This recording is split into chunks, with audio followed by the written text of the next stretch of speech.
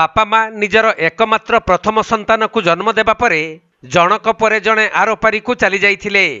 तेणु पुओटी अनाथ होई गाँ लोकमानक साहाय्य लालन पालन होई बंची रहिथिले। आउ बड़ हेबा परे किछि काम धंदा करी निजर पेट पोषुथुबा बेले तांकु आहापदे कहिबाकु केही नथिले। तेणु युवक जनक एपरि निसंग जीवन काटुथुबार देखि ग्रामवासी माने किछि किछि अर्थ जुगाड़ करी बापा मा छेउंड अनाथ युवक को विवाह कराई देइछन्ति। से अनाथ पिला कौन करबा आज्ञा तांकर बाहागर होउची माँ बापा नाही किए नाही ता घर भी नाही गोटे लाड़ी करिकी बनैचंती ताको कौन करबी बोले ताके कहि पारुनी बोली तेणु बोली कि आम गाँ लोक टिके टिके साहाय्य कलु टंकाटे हो चावल दुई पासी भी हो उड़े दे करे रंदा बड़ा करिकी दउची आज्ञा किए रोचंती आज्ञा तांको घरे किए नाती जणे पिला माँ बापा ना आज्ञा मरी जाइए सब छोट बेलू।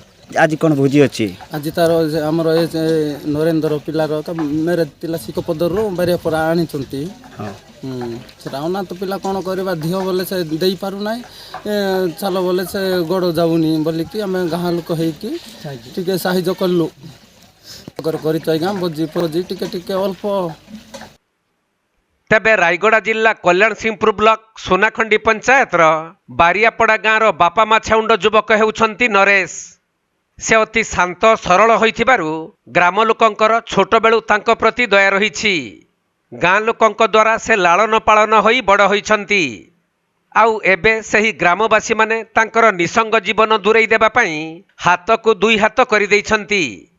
किंतु नरेशंकर गुटिए भल घर नथिबारु भंगा ददरा चाल छपर कुड़िया घरे काटुछंती जीवन। हेले एबे पुणी जहार हाथ धरी घर को आनिले ताकू किपरि सुरक्षित रखिबे से नै चिंतारे पड़ी जाइछंती। तेणु एपरि स्थले सरकारी योजन तांकू खंडिए घर जोगाई देबा पई ग्रामवासी माने निवेदन करिछंती।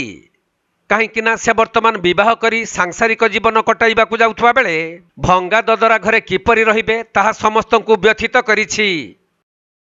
गाँव लोक टिके साहाय्य करला आज्ञा गाँव लोक टिके साहाय्य करला सेटा मते बहुत खुशी लागला। मुई गोटे गरीब पिला किंतु गरीब पिला बापा माँ मरीगला छोट बेलू एका मरीगला मुई देखी ना कि ना किए घर गोटे भी किए देना घर ना कि ना मत आज केते खुशी अच्छो बाहागर होउची बहुत खुशी अच्छी आज्ञा गाँ लोक धन्यवाद कर सरकार जदि घर गोटे देले आम मोर पीढ़ी भलर रही खुशी घर गोटे देले।